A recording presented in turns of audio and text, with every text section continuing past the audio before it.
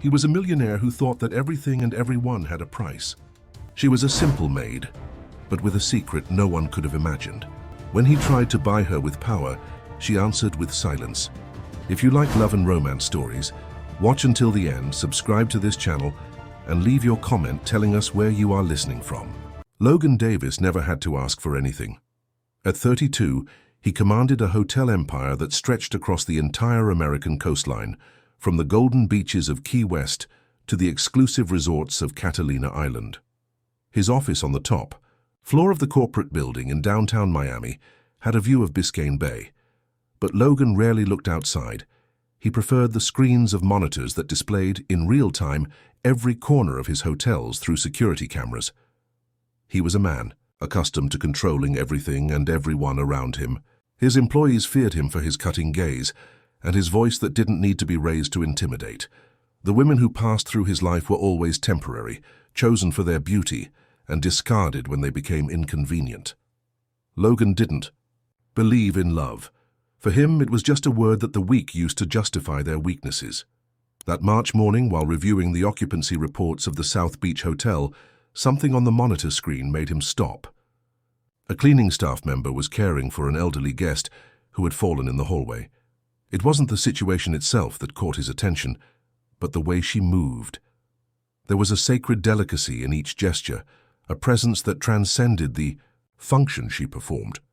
Claire Foster was 23 and had been working as a housekeeper for 2 years. She had come to the hotel through an employment agency with impeccable references and a resume that revealed little beyond the essentials. She was punctual, efficient, and almost invisible. No guest had ever complained about her work, but none had remembered her face either. Logan enlarged the image on the screen. Claire was helping Mr. Harrison to his feet with gentle movements, as if she were handling something precious. Her hands were firm but gentle, and when she smiled to reassure the man, Logan felt something strange in his chest. A restlessness he couldn't name. He picked up the internal phone and called the hotel manager. "I want information about the employee who's in the 10th floor corridor, the brunette with long hair." His voice sounded harsher than he intended. 15 minutes later, he had all the information about Claire Foster on his desk. 23 years old, from Coral Gables, daughter of Mary Foster, retired cook. Father unknown. Address on a narrow street in the suburbs, single, no criminal record, a simple life with no surprises. But Logan wanted more.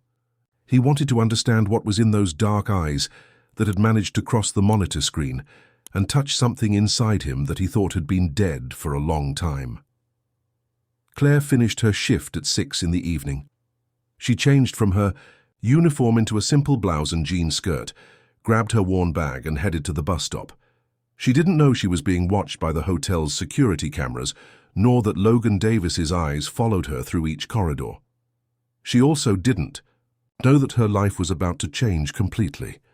The next day, Claire was called to the manager's office. The nervous man fidgeted with papers on his desk as he spoke. "Claire, a special opportunity has come up for you. Mr. Davis needs an employee for his private residence. It's a well-paid job, but it requires total dedication." Claire frowned. She knew Logan Davis's reputation. Everyone at the hotel knew the stories about the cold, calculating boss who wouldn't tolerate failures. "What kind of work?" she asked, suspicious. "General housecare, cleaning, organization, occasionally serving at meetings. It's a large mansion in Aspen. You would have your own room and regular days off." The manager avoided her gaze. Claire needed the money. Her mother was being treated for diabetes, and the medications were expensive. Still, something inside her screamed to refuse. But life hadn't given her the luxury of choosing only what she wanted. "When does he want me to start?" she asked, resigned. "Tomorrow. A driver will come to pick you up at 7 in the morning." That night, Claire packed her few clothes in a small suitcase and said goodbye to her mother. Mary Foster looked at her daughter with concern. "Be careful. My daughter. Rich men like him don't do anything out of kindness." Claire kissed her mother's forehead and smiled. "Don't worry. I know how to take care of myself." But as she looked out the window of the room she shared with her mother in Coral Gables, watching the lights of the city that never slept, Claire couldn't shake the feeling that she was about to enter dangerous territory. A territory where the rules she knew might not be enough to protect her. The Davis mansion rose like a stone fortress in the middle of Aspen, surrounded by gardens that had once been magnificent, but now seemed haunted by their own grandeur. Claire observed the imposing structure through the car window as the silent driver climbed the winding road. The windows of the house were enormous, but many had their curtains closed, like eyes refusing to see the outside world. The wrought iron gate opened automatically, and Claire felt a shiver when the metallic sound echoed through the valley. It was as if the house itself was swallowing her. The key. Driver stopped in front of the main entrance, took her suitcase without saying a word, and disappeared through a side door. Claire was left alone on the marble staircase, looking at the dark wooden double door that seemed centuries old. The door opened before she could knock. A middle-aged woman with grey hair tied in a severe bun looked her up and down. "You must be Claire. I'm Mrs. Henderson, the housekeeper. Come in." The interior of the mansion was even more impressive than the exterior. The entrance hall had a very high ceiling, decorated with faded frescoes and a curved staircase that led to the upper floors. Portraits of ancestors looked down from the walls with solemn expressions, and Claire had the feeling she was being judged by all those dead eyes. "Mr. Davis is in a meeting and shouldn't be disturbed," said Mrs. Henderson, walking quickly through the corridors. "Your duties include cleaning the main halls, the library, and the guest rooms. Your own accommodation is on the 3rd floor. Claire followed the housekeeper through corridors that seemed to extend infinitely. The walls were decorated with old wallpaper, and the smell of wax and mildew permeated the air. It was a house that breathed history, but also melancholy. Her room was simple but comfortable.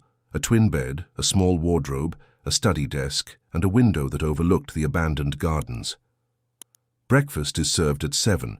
You will begin at 8. So clock sharp. There is no tolerance for delays," said Mrs. Henderson before leaving, closing the door with a definitive click. Claire unpacked her clothes and tried to get used to the heavy silence of the mansion. It wasn't a normal silence. It was charged with tension, as if the house itself was keeping secrets that shouldn't be discovered. On her first morning of work, Claire was assigned to clean the library. It was an immense room, with shelves that went from floor to ceiling, filled with books that seemed not to have been touched for years. A rolling ladder allowed access to the higher volumes, and there were leather armchairs strategically positioned near the windows. It was there that she saw him in person for the first time. Logan Davis was sitting in one of the armchairs, reading a book that he closed as soon as she entered. He was exactly as Claire had imagined, tall with aristocratic features and eyes of an almost transparent green that seemed to see through people. He wore an impeccable suit, even though he was at home and his dark hair was perfectly combed. "You must be Claire," he said, and his voice had a hypnotic quality, deep, controlled, dangerous. "Yes, sir, sorry to disturb you. I can come back later," Claire replied, holding the cleaning cloth firmly. "No need. Continue your work." Logan didn't leave the library. He stayed watching Claire's every movement as she cleaned the shelves. It wasn't a lascivious look, but something more disturbing. It was as if he were studying her, trying to decipher a puzzle. Claire felt the weight of those green eyes, but she refused to be intimidated. She continued her work with the same efficiency as always, ignoring the masculine presence that seemed to suck the air from the room. "Do you read?" Logan asked suddenly. Claire stopped and looked at him. "I do, sir." "What kind of books?" The question caught her by surprise. It wasn't the kind of conversation she expected to have with her boss. "Classics mostly. Hemingway, Fitzgerald, Virginia." "Woolf." Logan raised an eyebrow. "Interesting choice for someone your age." Claire felt her blood boil. "My age doesn't determine my literary taste, sir." For the first time since she had entered the library, Logan smiled. It wasn't a kind smile, it was predatory. "You're right. Forgive my presumption." Claire finished cleaning in silence and left the library with trembling legs. Not from fear, but from anger. Logan Davis was everything she despised in rich men. Arrogant, condescending, and accustomed to belittling others to feel superior. But there was something else in those green eyes, a deep loneliness that she recognized because she saw the same. Loneliness in the mirror every day. In the following days, Logan always appeared in the rooms Claire was cleaning. He never spoke much, but his presence was constant and disturbing. Sometimes she caught him looking out the window with a lost expression, as if he were seeing ghosts in the abandoned gardens. One morning, Claire found a book of Emily Dickinson poems on her bed. There was no note, but she knew who had left it. Some verses were underlined in pencil. Hope is the thing with feathers that perches in the soul and sings the tunes without the words and never stops at all. Claire returned the book the next morning, leaving it on the library table. Logan was there as if waiting for her. "Didn't you like the reading?" he asked. "I liked it very much, but I can't accept gifts from you, sir." "Why not?" Claire looked at him directly. "Because I'm not naive, Mr. Davis, and you're not kind." Logan was silent for a long moment, studying her face. Finally, he took the book and put it away. "You're right. I'm not." But that night, Claire found the book on her bed again. This time there was a note. "Keep it. It's not kindness, it's necessity." The days at the Davis mansion began to follow a disturbing pattern. Logan appeared whenever Claire was working, creating situations that seemed casual but were carefully orchestrated. He left doors open that should be closed, asked for coffee at unusual times, invented meetings that required her to serve the guests. Claire perceived the game but didn't understand the rules. Logan never touched her, never made inappropriate comments, never crossed the obvious lines that other men in his position would cross.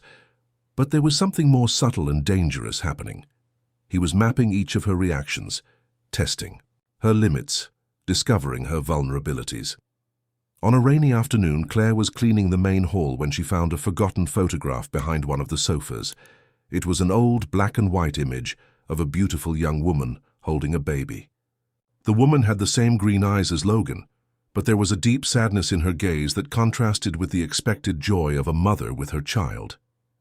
"That's my mother," said Logan behind her. Claire turned around, startled. She hadn't heard him approach. "I'm sorry, sir, I found it by accident." Logan approached and took the photograph from her hands. His fingers brushed hers for an instant, and she felt an electric charge run up her arm. "Isabella Davis," he said, looking at the photo. "She died when I was 15. I'm very sorry." "She didn't die of illness, she died of sadness." Logan put the photo in the inside pocket of his jacket. "My father destroyed her slowly, day by day, until there was nothing left of her but a shadow." Claire didn't know what to say. There was a raw pain in Logan's voice that caught her off guard. For a moment, he wasn't the powerful and controlling man. He was just a lost son remembering his dead mother. "Why are you telling me this?" she asked softly. Logan looked at her with those green eyes that seemed to hold storms. "Because you have the same eyes she did, sad but resilient, and because—" He stopped, as if the words were too dangerous to be spoken. "Because what?" "Because I need you to understand that this house devours people, Claire, especially the good ones." He left the hall, leaving Claire alone with a whirlwind of emotions. Had it been a warning or a threat? She couldn't decide. That night Claire couldn't sleep. She stayed looking out the window of her room, observing the gardens immersed in darkness. The rain hit the glass, creating hypnotic patterns, and she wondered what kind of sadness was capable of killing a person. The answer came the next day. Mrs. Henderson instructed her to clean Logan's private office. It was a task that was normally done by the owner of the house himself, but he had traveled to New York for a business meeting. The office was on the second floor and was different from the rest of the mansion. Modern, functional, with state-of-the-art computers and a panoramic view of the mountains. The walls were decorated with abstract paintings in shades of grey and blue, and there was a huge glass desk that dominated the center of the environment. Claire was vacuuming the carpet when she accidentally knocked over a stack of papers. As she collected them, her eyes were drawn to a specific document. It was an old medical report dated 15 years ago. Patient: Isabella Davis. Diagnosis: severe depression with suicidal tendencies. Recommendation: immediate internment in a psychiatric institution. Claire's hands trembled holding the paper. She quickly read the rest of the document. Isabella had been committed against her will by order of her husband, under the allegation that she was a threat to herself and to her son. She died 3 months later in the institution, officially from pneumonia, but the subtext suggested another story. Found something interesting? Claire froze. Logan was standing at the office door, still wearing his travel suit, but with an expression she had never seen before. Dangerous. Deadly. I was just cleaning. The papers fell, she stammered, trying to organize the documents. With trembling hands, Logan approached slowly, like a predator cornering his prey. You read it. It wasn't a question. Claire raised her chin, deciding that lying would be even more dangerous than admitting the truth. I did. And what did? You think of the story? I think your mother wasn't crazy. I think she was trying to escape from a golden prison, and your father stopped her in the only way he knew. Logan stopped just inches from her. Claire could feel the heat of his body, the smell of his expensive perfume mixed with something more. Primitive danger. You're right, he said softly. My father was a monster and I am his son. Claire looked up to face him. That doesn't mean you have to be like him. No. Logan raised his hand and gently touched Claire's face. She should have moved away, but she was paralyzed by the touch. And what if I already am, Claire? What if monstrosity is hereditary? Then why are you warning me?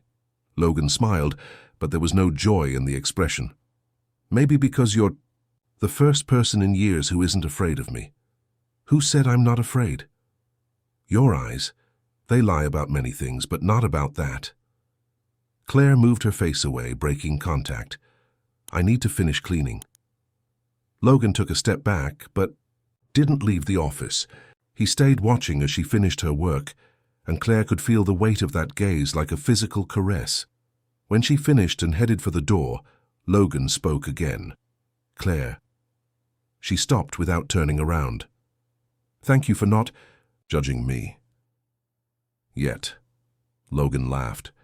It was an unexpected and genuine sound that completely transformed his face. Yet. That night, Claire found an old key on her bed.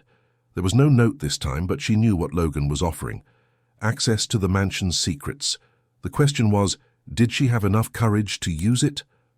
Claire spent 3 days looking at the old key before deciding to use it. It was made of wrought iron, heavy in her hands, and had engravings that time had made almost illegible. During those 3 days, Logan didn't appear in the rooms where she worked. It was as if he were giving her time to decide if she wanted to cross the line that separated them. On the 4th night, when the mansion was immersed in silence and Mrs. Henderson had retired to her quarters, Claire went down the main stairs with the key hidden in her palm.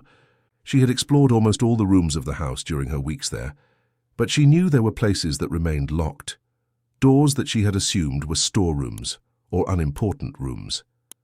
The first door she tried was at the end of a hallway, on the ground floor, half hidden behind a heavy curtain.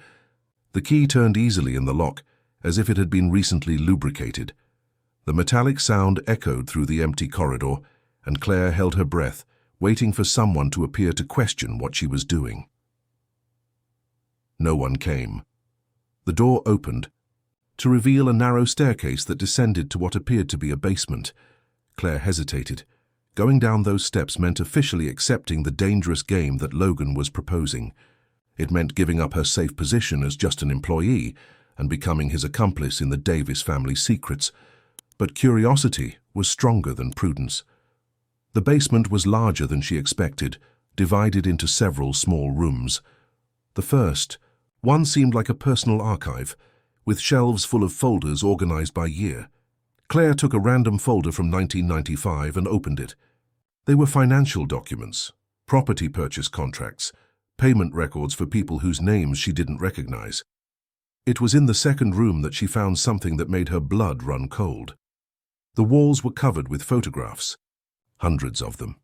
Young women, all brunettes, all with similar features. Claire recognized some as former hotel employees she had briefly met. Others were completely unknown. Each photo had a date on the back and observations handwritten in a calligraphy she recognized as Logan's. Anna, fired in March, too sentimental. Carla, transferred to Tampa, started asking questions. Beatrice, dismissed, developed inappropriate feelings. Claire felt her heart beating so hard she was sure the sound echoed through the silent basement. She continued flipping through the photos until she reached the most recent ones. And then she stopped. It was her. Dozens of photos of her, taken without her knowledge. At the hotel, on the street, at the bus stop. Some were clearly from security cameras, but others seemed to have been taken by someone following her. On the back of the most recent one, from just a week ago, was written, "Claire, different from the others, resists, interesting. Found what you expected?" Claire let the photos fall to the floor and turned around. Logan was standing at the entrance of the room, leaning on the doorframe with an expression impossible to decipher. "You've been following me for months," she said, surprised by the firmness of her own voice. "I was." "Why?" Logan entered the room and began collecting the scattered photos. At first, out of curiosity. Later, out of obsession. Obsession with what? With you not submitting. All the other women I brought here did. Exactly what I expected. Some tried to seduce me, others tried to save me. Others simply accepted the role of victim. But you... He stopped collecting the photos and looked at her. "You treat me like I'm just a man, neither better nor worse, than any other." Claire felt a mixture of fear and indignation. "And that excites you? The challenge?" "At the beginning, yes. Now?" Logan stored the photos in a drawer and locked it. "Now I don't know anymore what I feel." "Lie, you know exactly what you feel. Control, power, the same thing your father felt with your mother." Logan's face transformed. The mask of civility fell, revealing something wild and dangerous underneath. "Don't compare me to him." "Why?" "Tot, you brought women to this house, studied each one of them, catalogued their reactions as if they were laboratory experiments. How is that different from what he did to your mother?" Logan advanced until he was just inches from Claire. She could see the veins bulging in his neck, the tension in every muscle of his body. "Because I never hurt any of them. I never forced them to do anything. Not physically. But you played with their minds, didn't you? Made them fall in love with you and then discarded them when they lost their novelty. They knew what they were getting into. Did they? Like I knew? Because I don't remember anyone warning me that I was just another lab rat." Logan was silent for a long moment. When he spoke again, his voice was lower, almost a whisper. "You're right, I'm a monster. Exactly like my father." Claire saw something break in his green eyes. It wasn't regret. Logan Davis was too proud to regret. It was recognition. He was seeing himself for the first time through someone else's eyes, and he didn't like what he saw.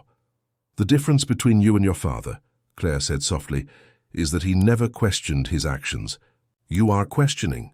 That doesn't make me less guilty." "No, but it can make you better." Logan looked at her as if she were a puzzle he couldn't solve. "Why aren't you running? Why aren't you screaming, threatening me, calling the police?" Claire thought about the question for a moment. "Because I know real monsters, and you're not one of them. You're just a man who never learned to love without destroying." "And you think you can teach me?" "No. I think you need to learn on your own, but..." She hesitated, knowing that the next words would change everything between them. "But I can stay while you learn." Logan closed his eyes, as if Claire's words were a physical pain. When he opened them again, there was something different in them. Vulnerability, hope, fear. "Why would you do that?" Claire gently touched his face, and Logan didn't move away. "Because beneath all that control and coldness, there's someone who's desperate to be loved." And because she stopped, frightened by her own courage, and because maybe I am too. Logan took her hand and kissed it softly. It was the first truly intimate touch between them, loaded with promises and dangers. "You'll regret it," he murmured. against her skin. Probably. And still you'll stay? For now? Logan smiled, and for the first time since Claire had met him, the smile reached his eyes. After that night in the basement, the dynamic between Logan and Claire changed completely. There were no more psychological games or elaborate tests. Logan began to seek her out openly, appearing in her work routine not to intimidate but to talk. He spoke about books, about music, about the places he had visited around the world. Claire discovered that behind the cold mask was a cultured and intelligent man, marked by loneliness and distrust.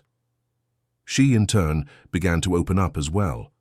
She told him about her childhood in Coral Gables, about how she learned to read with used books her mother brought from the houses where she worked, about her dreams of one day going to college to study literature.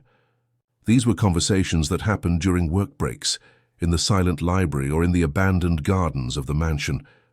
Logan didn't try to touch her beyond those brief moments charged with electricity, a brush of fingers when he handed her a cup of coffee, a hand on her shoulder when he passed behind her. It was as if both knew that once they crossed certain lines, there would be no going back. Claire began to spend more time exploring the mansion. With the key Logan had given her, she discovered other locked rooms, a music room with a grand piano, covered by a dusty sheet, a studio that once belonged to Logan's mother, still with unfinished canvases leaning against the walls. They were vestiges of a life that had been abruptly interrupted, ghosts of happiness that once existed in that house. It was during one of these explorations that Claire found Isabella Davis's bedroom. The housekeeper had mentioned that the room remained untouched since the lady of the house's death, but Claire hadn't expected to find our sanctuary. Everything was exactly as Isabella had left it: clothes in the wardrobe, books on the bedside table, a half-empty perfume bottle on the vanity. It was as if Logan was waiting for his mother to return at any moment. Claire was leafing through a book of French poems when she heard voices coming from the garden. One was Logan's, tense and irritated. The other was unfamiliar, younger, musical, warm. Curious, she approached the window. Logan was talking with a man Claire had never seen before. He was young, perhaps her age, with wavy brown hair and a cane in his hand. Even from a distance, she could see that he was handsome in a completely different way from Logan. Where Logan was elegant and intimidating, this man was warm and approachable. "You can't just show up here, Matthew," Logan was saying, and there was a tension in his voice that Claire recognized. "Of course I can. We've been friends for 15 years, Logan. Or have you forgotten?" Matthew.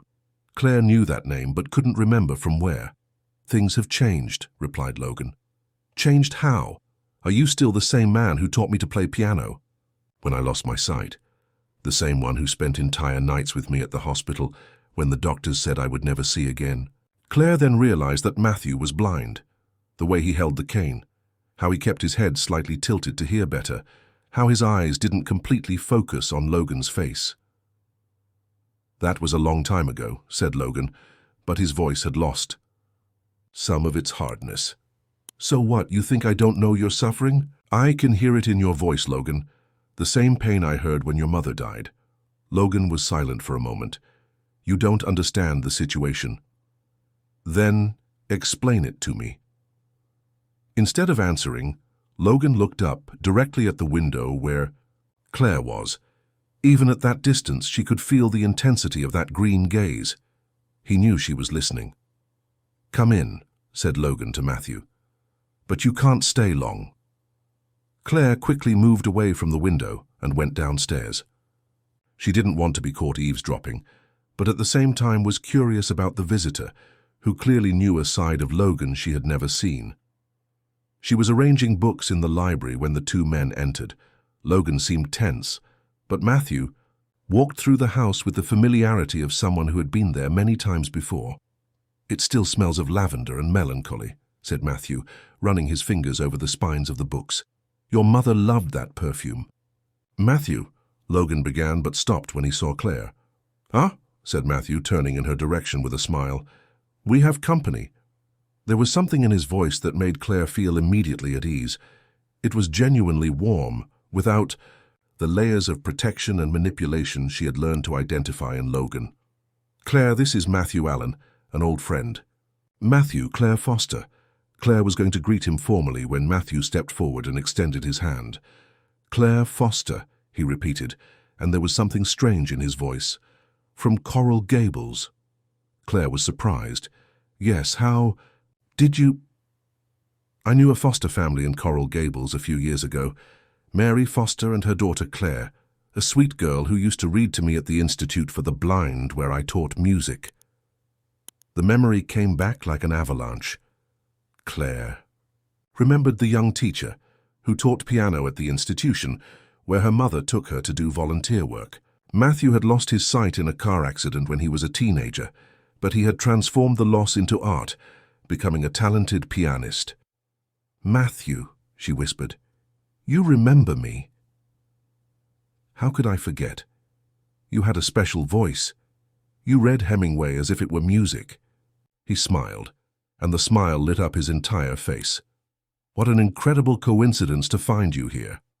Logan watched the exchange between them with an increasingly somber expression. Claire could see the tension growing in his shoulders, the way his hands closed into fists. Claire works for me now, said Logan, and there was a proprietary coldness in his voice. Works or lives here? Asked Matthew, and Claire realized there was more to the question than casual curiosity. I work, Claire quickly replied. I'm a house employee.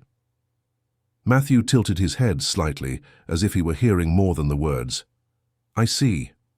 And are you, well, happy? It was a simple question, but loaded with meaning. Claire looked at Logan, who was watching her intensely, waiting for her answer.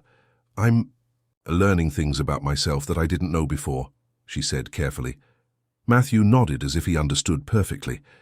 Sometimes growth can be painful, especially when it happens in isolated places.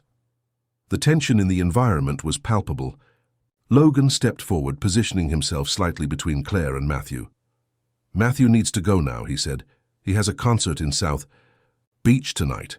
Actually, said Matthew, turning his head in Claire's direction, I was hoping Claire could come with me. Like in the old days, you always said you wanted to hear me play professionally. The silence that followed was deafening. Claire could feel Logan practically vibrating with tension beside her, but she could also see the opportunity Matthew was offering, a chance to leave that house, to breathe air that wasn't loaded with secrets and obsessions. I would like that. Very much, she said, and saw Logan close his eyes as if he had received a physical blow. Great, said Matthew. Can I pick you up at 7? Claire looked at Logan, expecting him to say something, but he just nodded stiffly. 7 is good. When Matthew left, Logan remained silent for a long time. Finally, he turned to Claire. You're really going. Why? Wouldn't I? Because... He stopped, struggling with words he couldn't say. Because I'm afraid you won't come back. Claire approached him and gently touched his face. Logan, I'm not your prisoner, and you're not my jailer. If this is going to work between us, it needs to be because we both choose to be here. Logan covered her hand with his. And what if I can't let you choose? Then you'll lose me. They were harsh words, but necessary. Claire knew that Logan was fighting against a lifetime of control and possessiveness. Going out with Matthew would be a test for both of them. The concert was a revelation. Claire had forgotten how Matthew played with his soul, how each note seemed to tell a story of pain transformed into beauty. The small theater in South Beach was packed, and she felt proud to know the man on stage who made the piano cry and laugh at the same time. After the performance, Matthew took her to a cafe on the beach. It was a warm summer night, and the sound of the waves created a perfect soundtrack for the conversation they both knew needed to happen. You've changed, said Matthew, absently stirring the sugar in his coffee. Your voice is different, more tense. Claire observed his face in the soft light of the cafe. Matthew had always been perceptive, even before losing his sight, but the years had sharpened his ability to read people through sounds, inflections, silences. The last few years have been complicated, she replied. Want to talk about it? Claire hesitated. How to explain that she had discovered secrets about her own family that she still didn't have the courage to process? How to tell? that she was falling in love with a man who had observed her like a predator before knowing her as a person. "My father," she began slowly. "You remember I always said he had died when I was a child?" Matthew nodded. "I lied. He didn't die. He was imprisoned." Matthew didn't seem shocked. He just waited for her to continue. "3 weeks ago, I discovered why he was imprisoned. Arson. A small hotel in Coral Gables. 3 people died. Claire, it wasn't him, Matthew. I'm sure of that. My father was many bad things. He drank too much, sometimes hit my mother, abandoned us when I needed him most. But he wasn't a murderer." Matthew reached his hand across the table and touched hers. "How did you discover this?" Claire thought of Logan, of the files in the basement, of the secrets the Davis mansion kept. "It's complicated, but I found out that the hotel that burned down was a competitor to the first Davis family hotel, and that the real culprit was never arrested. Do you have proof?" "Not yet, but I will." Matthew was silent for a moment. "Claire, you're playing with fire. Powerful families like the Davises didn't get where they are by being nice. If they really are guilty of what you suspect, they'll try to silence me. I know." "Then why are you doing this?" Claire thought about the question. Why was she, really? For justice? For revenge? Or because she knew that until this truth came to light, neither she nor Logan could be free? "Because I need to know the truth to be able to move on." "And Logan Davis? Does he know you suspect his family?" Claire was surprised by the direct question. "How did you—" "Claire, I've known Logan for 15 years. I know his family, his history, his demons, and I know what kind of man he is, or at least what kind of man he became after his mother died." "What kind?" Matthew sighed. "Dangerous. Obsessed.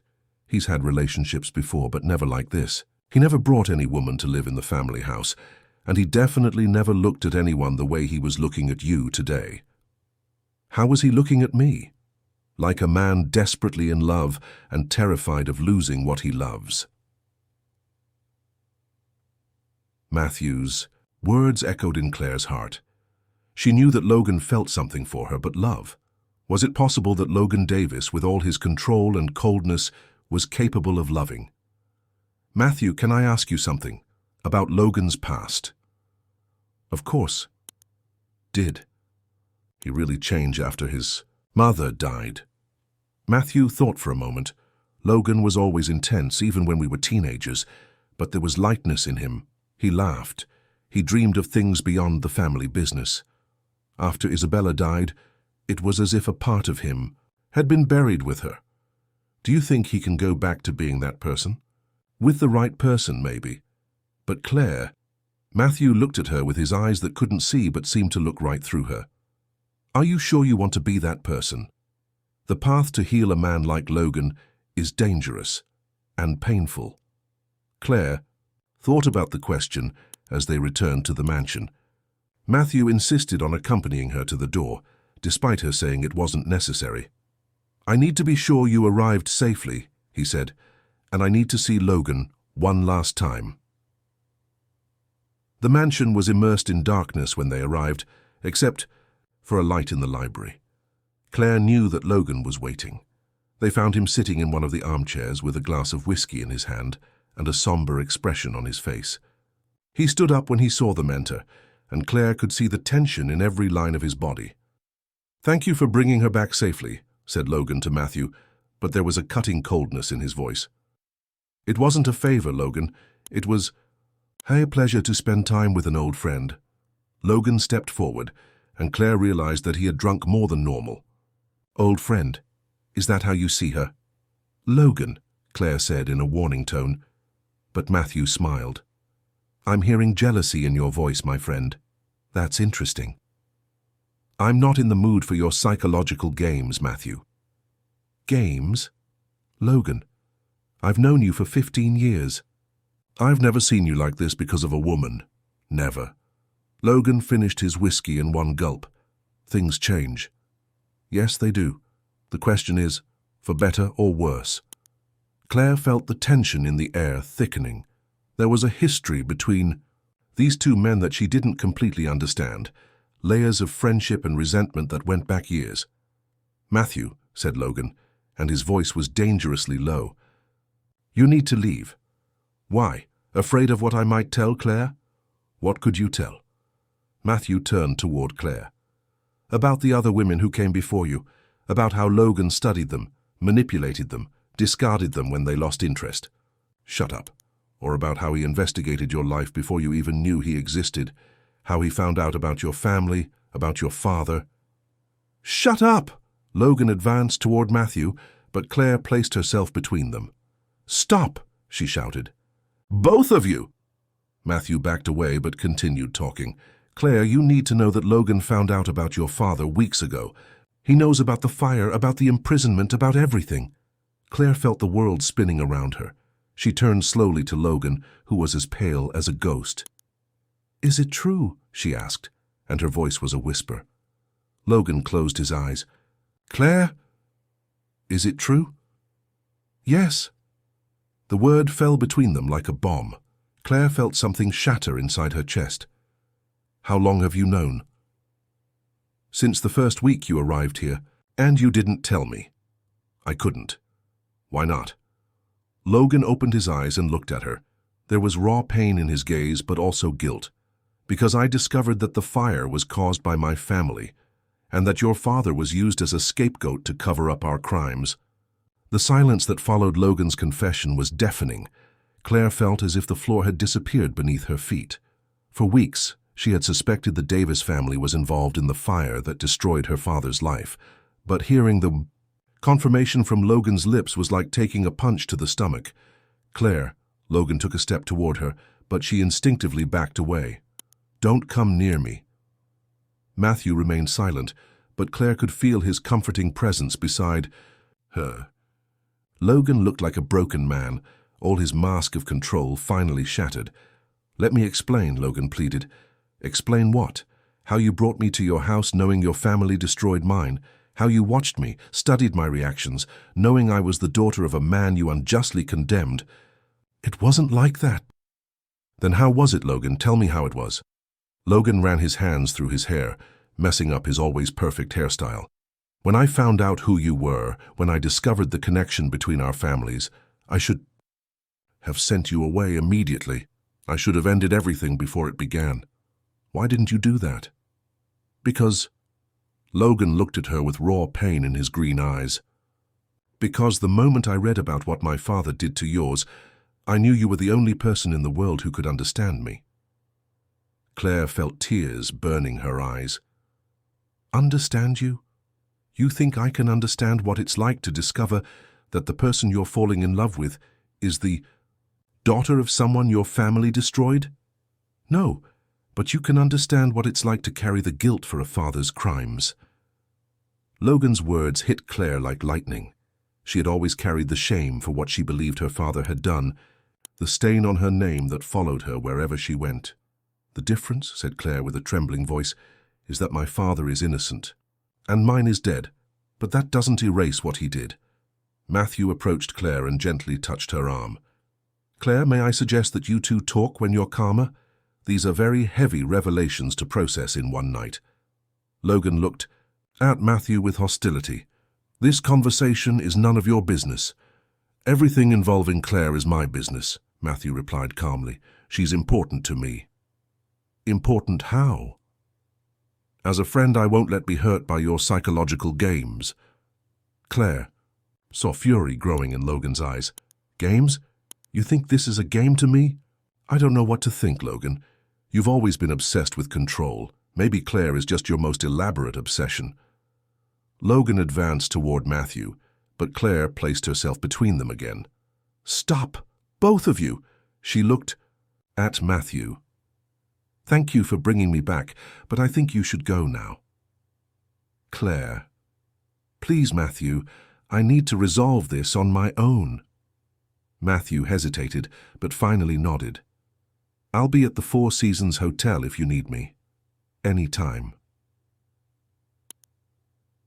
After Matthew left, Claire and Logan were alone in the silent library. The tension between them was palpable, a mixture of desire, betrayal, and a shared pain that neither knew how to process. "Claire," Logan began, "I want to see the documents." "What?" "The documents about the fire. I want to see the evidence of what your family did." Logan was silent for a moment. "Are you sure?" "I need to know the whole truth, not just the pieces you decide to tell me." Logan nodded slowly. "All right, but not tonight. It's too much for one night." "No, Logan, now I've waited long enough." There was an iron determination in Claire's voice that Logan recognized. It was the same strength that had attracted him from the first day, the same resistance that fascinated and frustrated him in equal measure. "Very well," he said finally, "but after you see it, we won't be able to go back, not for either of us." They went down to the basement in silence. Logan opened a different file this time, a thick folder marked with the year 1995. Claire sat at the table as he spread the documents before her. They were contracts, payment receipts, correspondence between Logan's father and men whose names she didn't recognize. But as she read, the scheme became clear. The Shoreline Hotel, owned by the Mendes family in Coral Gables, was giving serious competition to the Davis family's business. The letters showed meetings, veiled threats, purchase offers rejected. And then the fire. "Your father hired Henry Foster to cause a small fire," said Logan softly. "It was supposed to be just in the offices, to destroy important documents. There weren't supposed to be any victims." Claire continued reading. There were payments made to her father, detailed instructions, even hotel plans showing where the fire should start. "But something went wrong," continued Logan. "The fire spread faster than expected. 3 people died, 2 elderly guests, and a cleaning staff member who tried to save them. And my father was arrested. My father had contacts in the police, in the judiciary. It was easy to ensure that Henry would be the only one blamed, that all evidence would point to him as a criminal, acting alone." Claire looked up from the documents. "Why are you telling me this? Why didn't you destroy this evidence?" Logan approached and knelt beside her chair. "Because I can't build anything real with you based on lies, and because—" He hesitated, as if the next words were the hardest of his life. "And because I love you, Claire, and true love cannot exist without truth." Claire felt her heart stop. They were the words part of her longed to hear, but they came at the most painful moment possible. "You love me," she repeated slowly. "Yes. But you brought me to your house, knowing I was the daughter of a man your family destroyed." "Yes." "And you spent months watching me, studying me, manipulating me." "Yes." Claire stood up from the chair and walked to the other side of the room. "How can I trust you, Logan? How can I know this isn't just another manipulation?" Logan remained kneeling where he was. "You can't. You can only decide if you want to risk it. And if I don't want to, then I'll help you find evidence to clear your father's name. I'll give you money to restart your life far from here, and I'll never bother you again." Claire turned to face him. "And you?" "I will learn to live with the weight of what my family did, and with the weight of having lost the only person I've ever loved." There was a raw sincerity in Logan's voice that Claire had never heard before. He wasn't trying to manipulate or convince her. He was simply offering the truth, as painful as it might be. "I need time," she said finally, "to process all this. As much time as you need."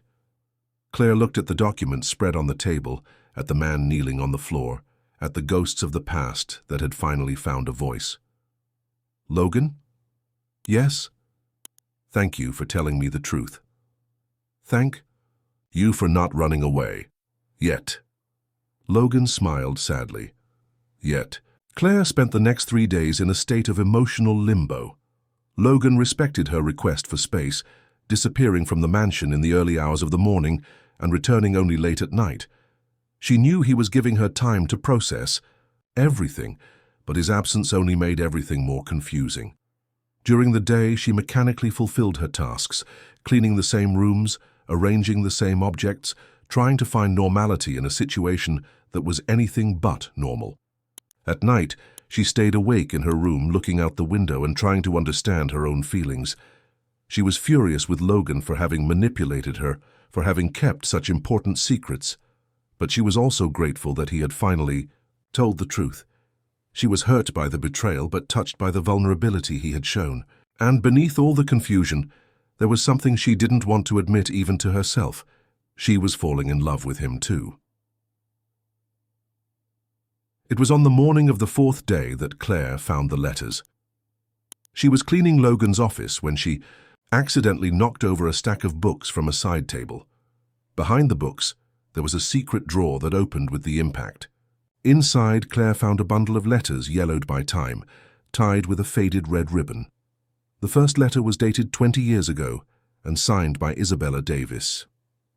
"My dear brother Henry," the letter began, and Claire felt her heart stop. "I know. So it's dangerous for us to write, but I can't live without news of you."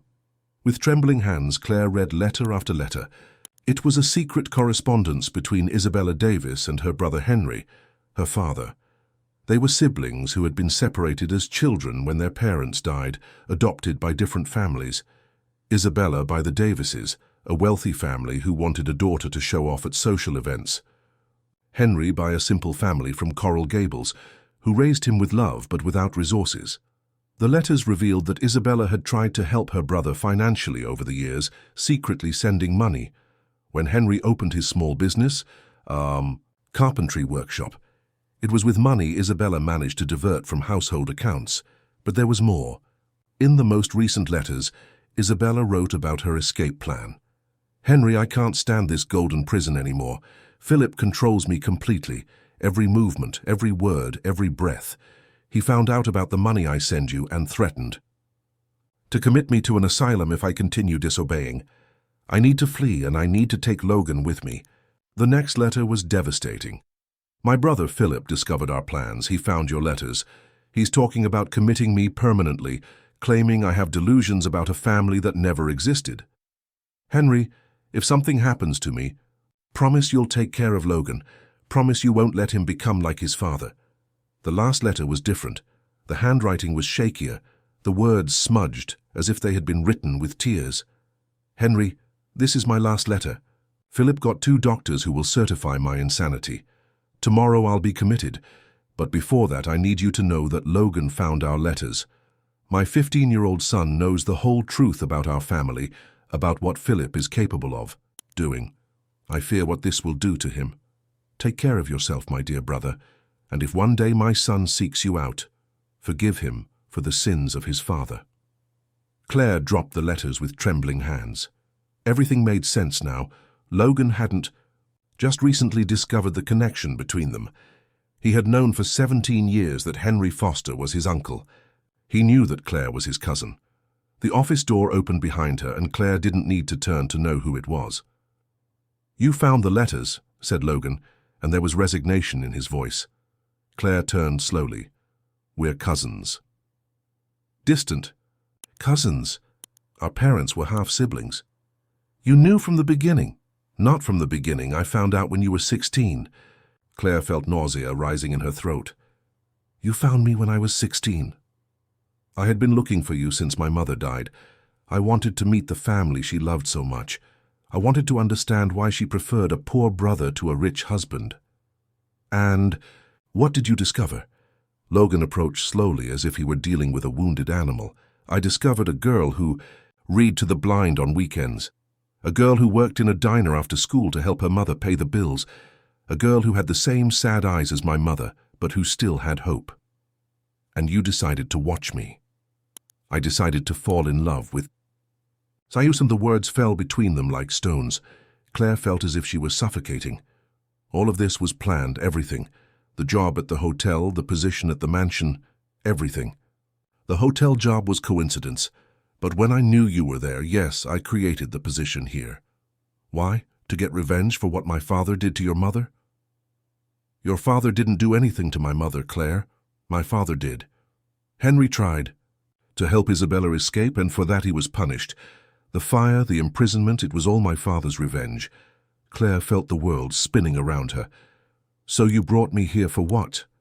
To save your conscience?" "No. I brought you here because I needed to know if it was possible to love someone without destroying them. The way my father destroyed my mother. And did you find out? Logan looked at her with an intensity that made her shiver. I found out that I can't live without you, and that terrifies me more than anything. Claire picked up the letters from the table and held them against her chest. I can't do this, Logan. What? I can't be your love experiment. I can't be the woman you use to prove you're not like your father. Claire, it's not like that. Yes, it is. And the saddest part is that you don't even realize it. Claire walked to the door. You say you love me, but you brought me here. Based on a lie. You say you want to protect me, but you put me at the center of a war between our families. You say you don't want to control me, but you orchestrated every moment of our meeting.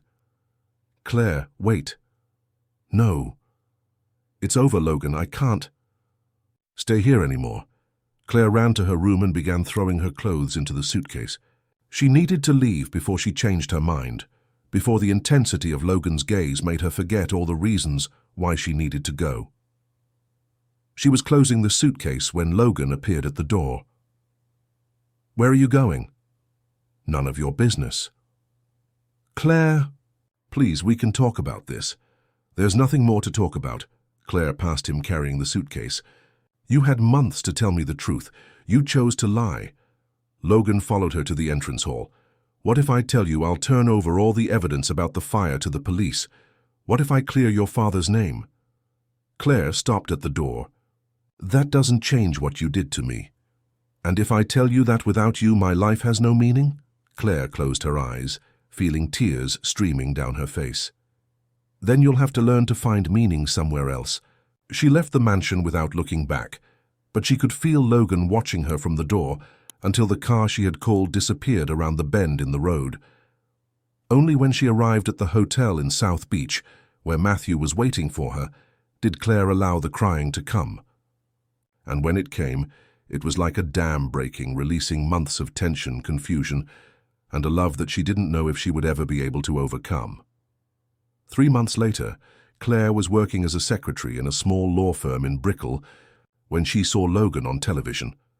It was an evening news program, and the presenter announced with gravity, "Heir to the Davis Hotel empire confesses family crimes in exclusive interview." Claire turned up the volume, feeling her heart race. Logan was sitting in front of the cameras, thinner than she remembered, with deep circles under his eyes and an expression of someone who had lost everything that mattered. "Mr. Davis," the reporter was saying, "are you stating that your family was responsible for the arson in 1995 that resulted in 3 deaths? Yes. My father, Philip Davis, orchestrated the burning of the Shoreline Hotel to eliminate a competitor. An innocent man, Henry Foster, was used as a scapegoat and unjustly convicted." Claire felt her legs weaken and sat heavily on the sofa of the small apartment she shared with 2 other co-workers. "Do you have evidence of these accusations?" "I have all the documents, payment contracts, correspondence, building plans. I've already handed everything over to the proper authorities." "Why did you decide to reveal these crimes now, after so many years?" Logan looked directly at the camera, and Claire had the disturbing sensation that he was looking at her through the screen. "Because there are people who deserve the truth, and because I can't build a future based on the crimes of the past." The reporter continued asking questions about the legal implications, about the future of the company, about the lawsuits that would certainly come. But Claire couldn't focus on anything beyond Logan's gaze. There was a deep pain there, but also an iron determination. "Mr. Davis, these revelations will certainly destroy your company and your reputation. Is it worth it?" "Yes, it's worth it." "Even if you lose everything?" Logan smiled sadly. "I've already lost everything that mattered." The program ended with the reporter explaining that the FBI had opened a formal investigation and that Henry Foster would be posthumously cleared of the crimes for which he was convicted. Claire turned off the television and sat in the silence of the apartment. Logan had done exactly what he promised, cleared her father's name, even knowing it would cost him everything he had. The question that tormented her was, why? Out of guilt? Out of love? Or just to get rid of a weight he had been carrying for years? In the following days, the newspapers were full of stories about the Davis scandal. The company lost contracts, investors fled, hotels were closed. Claire saw photos of Logan entering and leaving police stations and courtrooms, always alone, always with the same determined expression. Matthew called her a week after the revelations. "You saw the news," he said without preamble. "I did." "And what did you think?" Claire was silent for a moment. "I don't know what to think." "Logan is destroying himself, Claire." "It's not my problem." "Isn't it? Do you really believe that?" Claire sighed. "Matthew, he lied to me. For months. And now he's paying the price for those lies. Publicly. That doesn't erase what he did." "No, but it shows he's trying to become a better person." Claire closed her eyes. "Why are you telling me this?" "Because I've known him for 15 years, and I've never seen him do something so brave. And because I know you still love him." Matthew's words echoed in Claire's head for days. It was true. She still loved Logan, despite everything. But was love enough? Could she build something real with a man who had based their entire relationship on secrets and manipulations? The answer came 2 weeks later, when Claire was returning from work and saw an elegant woman waiting at the door of her building. She was older, perhaps 50, with perfectly styled blonde hair and clothes that cost more than Claire's annual salary. "You must be Claire Foster," said the woman with a smile that didn't reach her eyes. "I am. And you are?" "Eva Montgomery, Logan Davis's ex-fiancée." Claire felt a chill run down her spine. "What do you want?" "To talk. About Logan and about the choices you're making." Against her better judgment, Claire invited Eva up. The small, simple apartment seemed even smaller in the presence of the elegant woman, but Eva sat in the old armchair as if it were a designer piece. "You know Logan is bankrupt?" Eva asked without preamble. "I read it in the newspapers." "And you know he did all this because of you?" Claire felt her blood boil. "He did it because it was the right thing to do." "How naive." Eva laughed.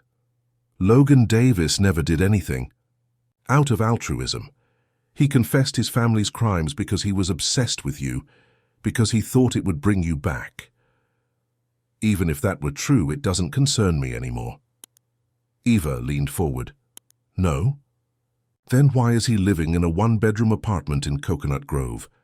Why did he sell everything he had to pay compensation to the families of the fire victims? Why does he refuse any financial help from the few friends he has left?" Claire tried to keep her voice firm. "I don't know and I don't care. And Lace, you care so much that you've been hiding from him for months because you're afraid of what might happen if you meet him." Eva's words hit Claire like a slap. It was true. She was hiding. She had changed her phone number, avoided the places they used to frequent together, created a completely new routine to avoid any chance of an encounter. "What do you want from me?" Claire asked. Eva smiled, and this time there was something predatory in her expression. "I want you to disappear from Logan's life permanently." "What do you mean?"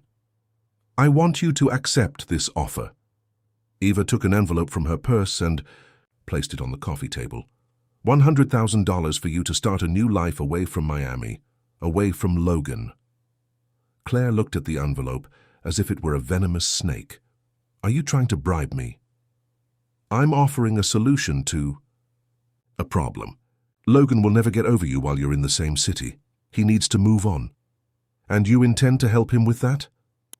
We have history together, 5 years of relationship before you appeared in his life." Claire finally understood what was happening. "You want Logan back." "I want to save him from himself and from you." "I'm sorry to disappoint you." Claire stood up and walked to the door. "But I'm not interested in your money." Eva also stood up but didn't head to the door. "Claire, do you really believe you can have a future with Logan? You're from completely different worlds. Even bankrupt, he's still a Davis. You're the daughter of an ex-convict. My father was exonerated. Posthumously. That doesn't erase 20 years of stigma." Claire opened the door. "I think you'd better leave." Eva passed by her, but stopped at the doorway. "Think about what I said, Claire. $100,000 can change your life. You can go to college, help your mother, start over anywhere in the country. Or I can continue living my life without accepting bribes from desperate women. Eva's face hardened. You'll regret this decision. After Eva left, Claire stood looking at the envelope on the table. $100,000 was more money than she had seen in her entire life. It could really change everything for her and her mother. But it would also mean accepting that Logan was just a closed chapter in her life. It would mean admitting that Eva was right, that they were from worlds too different to work together. Claire picked up the envelope and threw it in the trash. That night, she made a decision that would change everything once more. Claire found Logan where she knew he would be, at the abandoned mansion in Aspen. The place had been sold to pay debts, but the new owner hadn't taken possession yet. The gardens were wilder than before, and some windows were broken, but the imposing structure still stood against the gray sky of the mountains. She saw him before he noticed her. Logan was sitting on the steps of the main entrance, wearing faded jeans and a simple shirt, clothes she had never imagined he owned. He was thinner, with stubble and disheveled hair. For the first time since she had met him, Logan Davis looked completely human. Claire walked slowly down the stone path, and the sound of her footsteps made Logan raise his head. When he saw her, his expression went through a series of emotions: surprise, hope, fear, something that might have been relief. Claire. He stood up but didn't approach. You came. I did. They stood looking at each other for a long moment, 6 feet of distance that felt like miles. Claire could see the changes the last few months had caused in him. Not just physical changes, but something deeper. The arrogance had completely disappeared, replaced by a humility she had never seen before. How did you know I would be here? Logan asked. Matthew told me. He said you come here every day. It's the last place where I feel connected to who I used to be, or who my mother wanted me to be. Claire approached slowly. I saw your testimony on television. Logan lowered his eyes. And what did you think? Brave, stupid, necessary. He smiled for the first time, and it was like seeing the sun appear after a storm. An accurate description. Logan, Claire stopped just 3 feet away from him. Why did you do it? Because I couldn't live knowing I was building my life on top of the bones of the dead, because my father destroyed innocent lives and someone needed to pay for it. And because you wanted to prove something to me? Logan looked directly into her eyes. Also, I wanted to prove I could be different from him, that I could do the right thing even if it cost me everything. And did it? Logan gestured to the mansion behind him. I lost the company, the properties, the bank account. Most of my friends disappeared when the money ran out. Eva is spreading stories about my mental instability to anyone who will listen. Claire felt a twinge of anger at hearing Eva's name, but didn't comment. And yet it was worth it? It was. For the first time in my life I can look in the mirror without feeling disgust. And now? What will you do? Logan ran his hand through his hair. I'm working at a non-profit that helps families of victims. Of corporate crimes. It doesn't pay much, but... He shrugged. It's honest. Claire felt something moving in her chest. Logan Davis, the man who once controlled an empire, was working for a non-profit. The irony was almost poetic. Logan took a step toward her. May I ask why you came? Because Eva paid me a visit. Logan's face hardened. What did she want? To offer me money to disappear from your life. And you accepted? Claire laughed, but there was no joy in the sound. What do you think? I think you're too proud to accept a bribe from anyone. You're right. Claire moved closer. But I also came because I needed to see you. I needed to know if the change was real or just another game. And what's your verdict? Claire looked at him for a long moment, studying every line of the face she had learned to love and hate in equal measure. I think you finally stopped trying to be your father. And is that enough for you? I don't know. I still have many questions. Logan nodded. Ask. Why didn't you tell me about your mother's letters from the beginning? Because I was afraid you would see me as a monster, a man who seduced his own cousin. We're distant cousins, Logan, and we met as adults. That doesn't make us monsters. But it makes us complicated. Claire laughed, and this time there was genuine amusement in the sound, as if we weren't complicated enough already. Logan smiled too. True. Logan. Claire extended her hand and gently touched his face. Do you still love me? Logan closed his eyes and leaned into the touch. More than my own life. Even knowing I may never be able to fully trust you. Even knowing that. And you accept that we might need to start over from scratch. No lies, no manipulations, no secrets. Logan opened his eyes and looked at her with an intensity that made her shiver. Claire, if you give me a second chance, I swear by everything sacred that I will never lie to you again. About anything. Claire felt tears burning her eyes. And if I can't forget what happened? Then we'll work with that, together, for as long as it takes. Claire looked at the mansion behind him, at the broken windows and wild gardens. It was a perfect image of destruction and the possibility of a new beginning. Logan, I have a confession to make too. What is it? I love you. Despite everything, against all logic, I love you. Logan pulled her into his arms and kissed her, like a man who had spent months in the desert and finally found water. It was a desperate kiss, loaded with months of longing, regret, and hope. When they separated, both were crying. So, what do we do now? Asked Claire. Logan took something from his shirt pocket. They were Isabella's letters, yellowed and worn. We burn the past and build something new. They entered the empty mansion and walked to the library's fireplace. Logan lit a match and held the letters over the flames. Are you sure? Asked Claire. Absolutely. My mother wanted freedom. It's time to give that to her. And to us. They watched the letters burn, and with them the secrets that had defined their lives for so long. Claire, Logan said as the last flames were dying out, can I ask you a question? Of course. Will you marry a bankrupt man who works at a non-profit and lives in a one-bedroom apartment in Coconut Grove? Claire laughed through her tears. I will, but with one condition. What? That he lets me split the bills. Logan picked her up and spun her around. Deal. 6 months later, Claire and Logan were married in a simple ceremony on South Beach. Matthew played the piano, Mary Foster cried with happiness, and even Mrs. Henderson showed up with a homemade cake. Logan never recovered his fortune, but he discovered something much more valuable, the peace of mind that comes from living honestly. Claire never completely forgot the lies of the past, but she learned that true love is built not in the absence of problems, but in the willingness to face them together. And in the old Davis mansion, now transformed